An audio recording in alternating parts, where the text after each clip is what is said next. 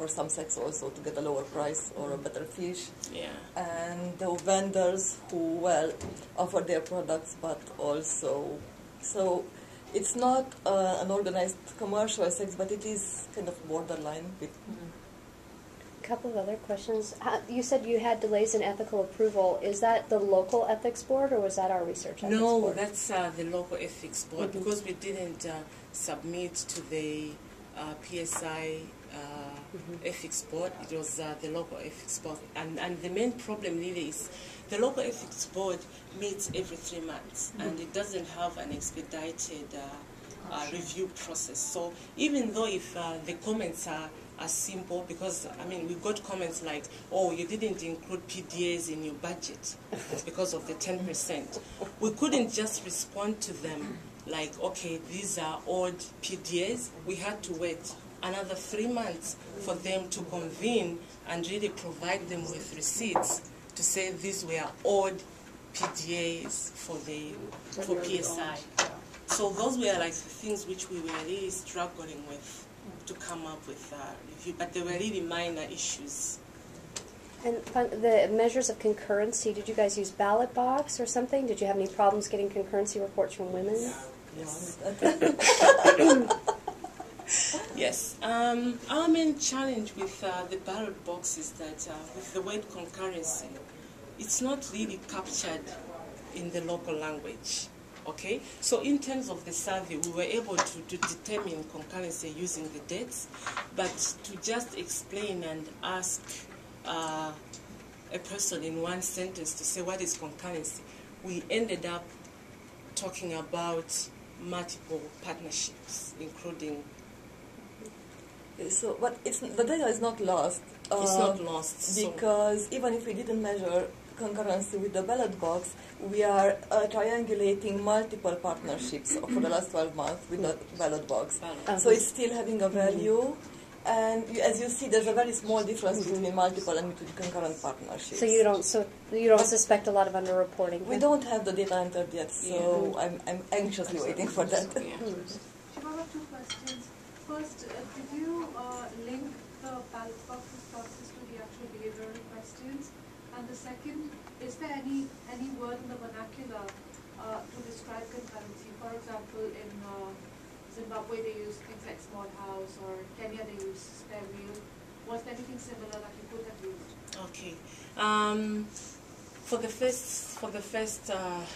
My first response to the first question is that we are yet to work on triangulating our ballot box to really see what it came out with. But I think we just spent our time doing the data analysis for the Delta process. So I think the month of February or January, towards the end, we'll do that.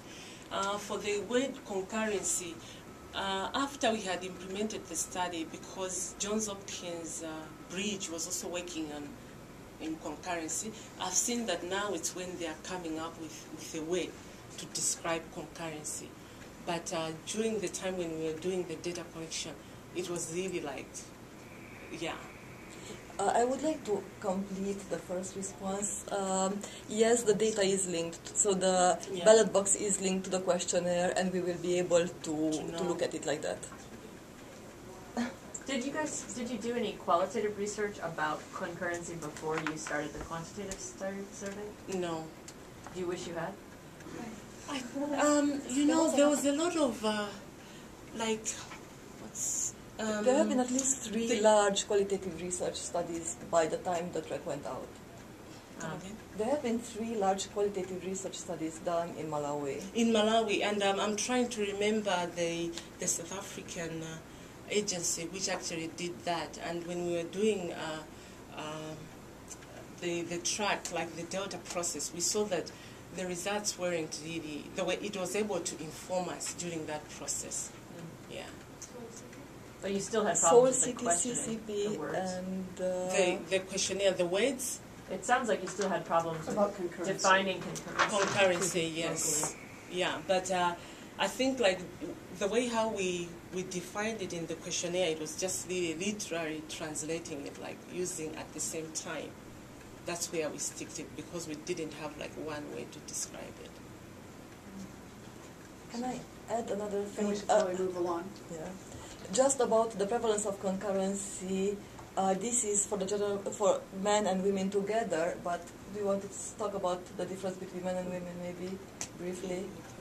Sorry? To talk about the difference between men and women. Concurrency. So basically, concurrency was like in the 30-40% among men and in the 5-6% among women.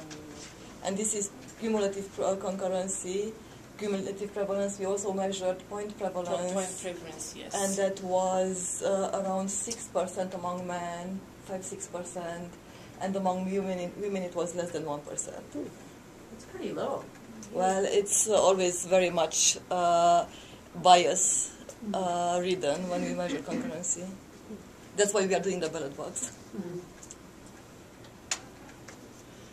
Okay, and I just wanted to share with you like our challenges during the process. I think the main was really dealing with the local ethics board in Malawi, as I had mentioned, because they don't meet really regularly, and usually it's like the program is waiting for you, and you're busy waiting for the response from the local ethics board. And the other thing, which is still really like a big challenge, we are supposed to do the estimation of the target population for the PPA, because this is something which is a request for the donor, and after the presentation, because they were also involved in the Delta process, they actually stressed to say they came to PSI at least to get help with the population estimate. The other challenge was working with estate owners, because we had to do like administer the questionnaire in the plantation areas, and